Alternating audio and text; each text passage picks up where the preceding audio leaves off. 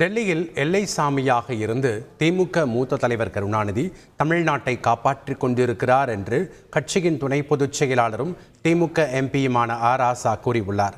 கலைஞர் நூற்றாண்டு நிறைவு விழாவை ஒட்டி சென்னை தியாகராய நகரில் 32 நூல்கள் அறிமுக விழா நடைபெற்றது. இதில் நீலகிரி எம்பி ராசா கலந்து கொண்டு நூல்களை வெளியிட தமிழ்நாடு அரசின் தலைமை கொறடா கோவி செழியன் அவற்றை பெற்றுக்கொண்டார்.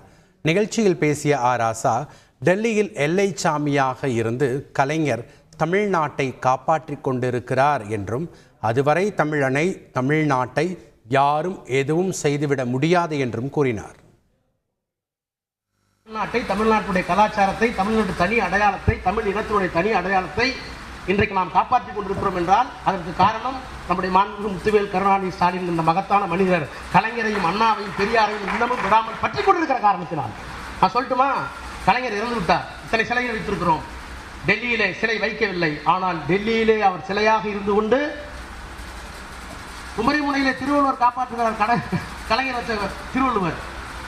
டெல்லியிலே கலைஞர் எல்லை சாமியாக இருந்து கொண்டு தமிழ்நாட்டை காப்பாற்றிக் கொண்டிருக்கிறார். மத்திய பட்ஜெட்டில் தமிழகத்திற்கு நிதி ஒதுக்கீடு செய்யாத ஒன்றிய அரசை கண்டித்து ஆகஸ்ட் 1ஆம் தேதி தமிழகம் முழுவதும் ரயில் மறியல் போராட்டம் நடத்தப்படும் என மதுரையில் எம்பி சு வெங்கடேசன் அறிவித்துள்ளார். மதுரை மகபூபாளையம் பகுதியில் உள்ள மார்க்சிஸ்ட் கம்யூனிஸ்ட் கட்சி மாவட்ட குழு அலுவலகத்தில் செய்தியாளர்களை சந்தித்த அவர் இவ்வாறு கூறினார்.